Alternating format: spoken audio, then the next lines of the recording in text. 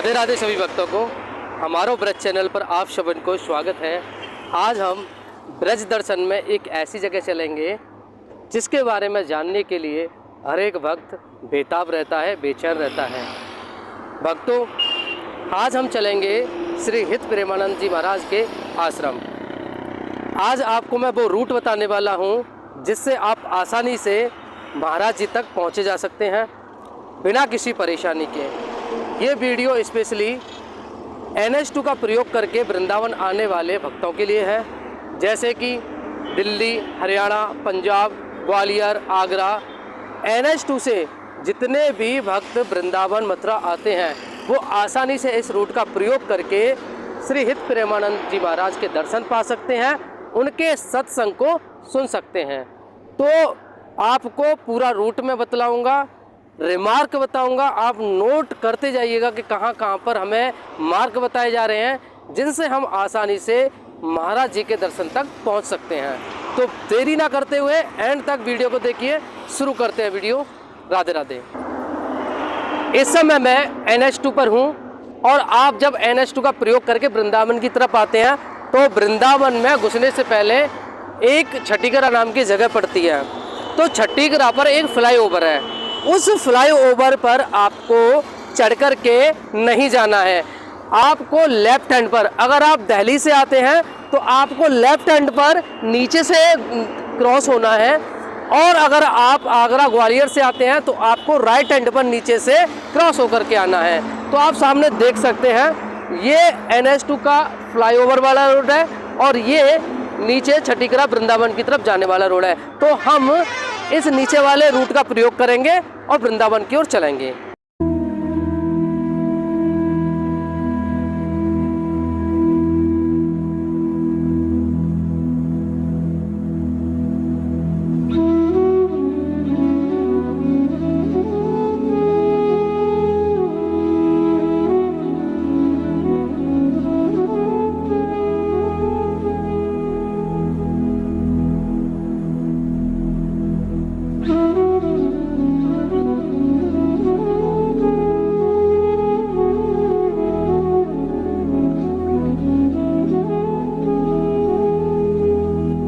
अभी हम छठीगरा पर आकर के खड़े हैं।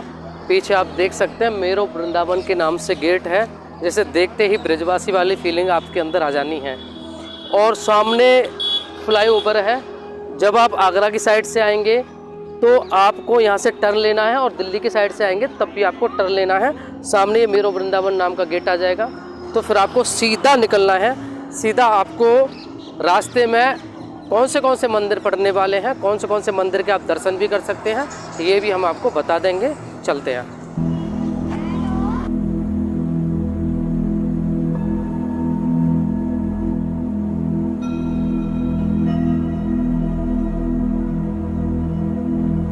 छठीगरा से वृंदावन जाने वाले मार्ग में आप ये मंदिर देख रहे हैं, श्री वैष्णो माता जी का मंदिर है। आप यहाँ पर रुक करके दर्शन कर सकते हैं और आप मनी मन में अभी मानसिक रूप से दर्शन कर सकते हैं।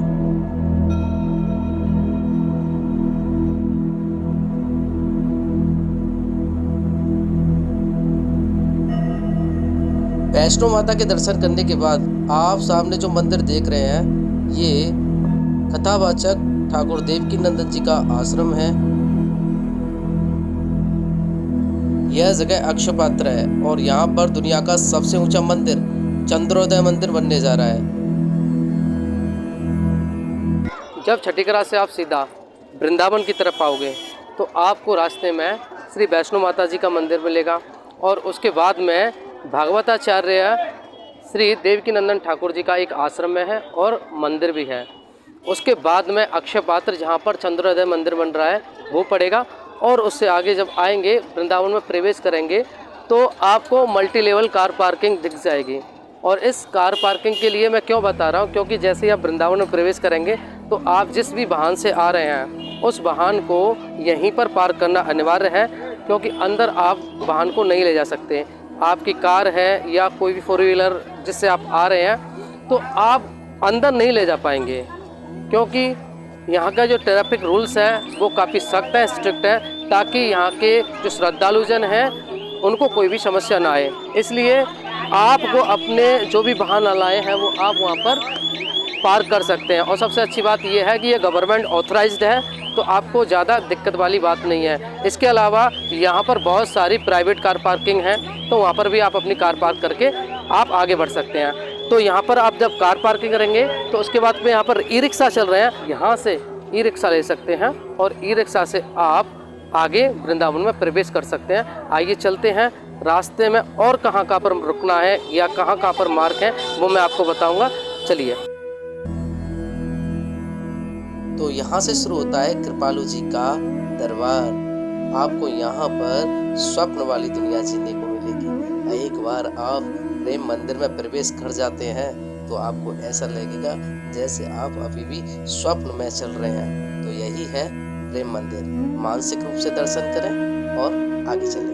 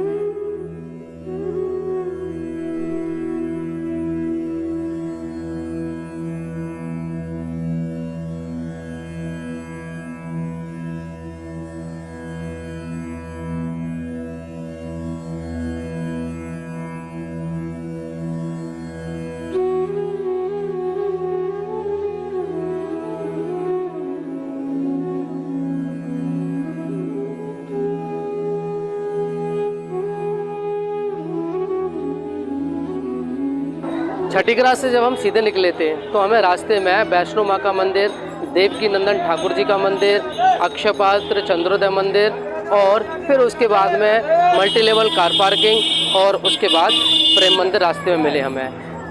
प्रेम मंदिर से करीब 200 मीटर की दूरी पर एक चौराया मिलता है जिसे परिक्रमा मार्ग भी कहते हैं। रमन रेती यहाँ से हमारे लेफ्ट हैंड पर है और ये सामने हमारा अंग्रेज मंदिर है और उससे भी आगे आप जाएंगे तो बांके बिहारी जी का मंदिर है। अंग्रेज मंदिर को इस्कॉन टेम्पल भी कहते हैं। यहाँ पर जब आप आ जाएंगे तो रमन रेड्डी पुलिस चौकी भी हमारे राइट हैंड पर है और हमारे ये लेफ्ट और राइट में परिक्रमा मार्ग है। आप सीधे वहाँ से आइए, किसी से भी पूछ सकते हैं अगर रास्ते में कहीं भी डाउट होता है कि रमन रेड्डी पुलिस चौकी कहाँ पर है। उसके बावजूद अगर आपको कोई भी संदेह है तो हम आपको रिमार्क दे रहे हैं कि रमन रेड्डी पुलिस चौकी, इस्कॉन और वृंदावन परिक्रमा मार्ग।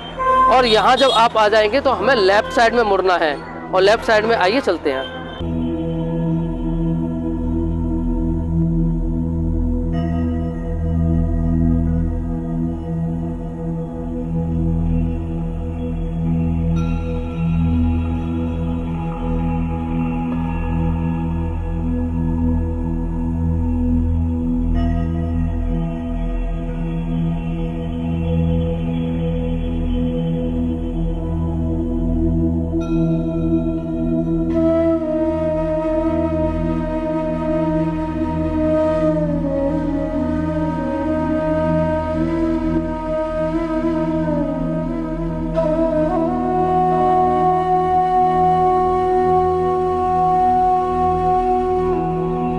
इस्कॉन जो चौराया था जहाँ पर रमन रेड्डी पुलिस चौकी थी, वहाँ से हम सीधे लेफ्ट साइड में मुड़े थे और वृंदावन परिक्रमा मार्ग में होते हुए चले आए हैं।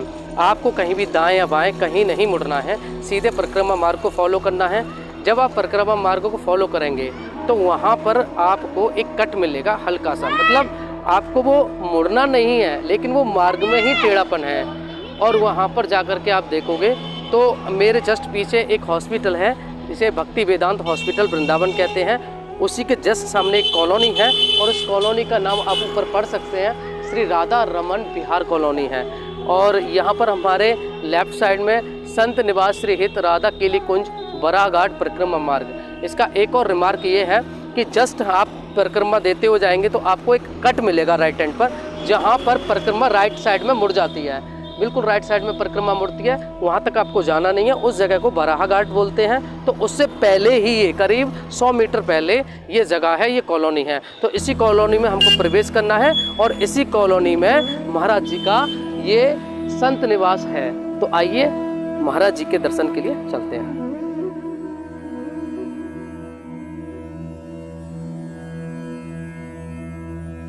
तो भक्तों अब हम आ चुके हैं महाराज जी के संत निवास। राधा केली कुंज है, जहाँ पर आप देख सकते हैं भक्तों की, श्रद्धालुओं की जनसंख्या मौजूद है और ये सब महाराज जी के दर्शन के लिए आए हैं, उनका सत्संग सुनने के लिए आए। अभी हमारी कुछ भक्त आए थे जो उड़ीसा से थे, उनसे बात हुई थी और व्यक्तिगत कारणों की वजह से वो कैमरे के सामने नहीं आ पाए। उन्होंने कहा कि वो केवल उड़ीसा से महाराज जी के सत्संग के लिए आए हैं, उनका दर्शन करने के लिए आए। लेकिन ये जो समय है महाराज जी के दर्शन का नहीं है, तो आप भी ये गलती मत कीजिएगा, क्योंकि महाराज जी के दर्शन सुबह सुलभ हो सकते हैं, क्योंकि महाराज जी का सत्संग 4 बजे शुरू होता है। तो आप यहाँ पर 3:30 बजे आ जाइए, क्योंकि यहाँ पर अलग समय सारणी है और बिल्कुल यहाँ के नियम अलग हैं। इसके लिए हमने एक पर्टिकुलर वीडियो बनाई है जिसमें हमने महाराज जी के सत्संग के नियम और समय के बारे में पूरी विस्तार रूप से जानकारी दी है। तो आप उस वीडियो को ज़रूर देखिएगा और आपको वो वीडियो हम डिस्क्रिप्शन में लिंक भी दे देंगे। आइए चलते हैं और आपको दिखाते हैं उनका आश्रम किस तरीके से है।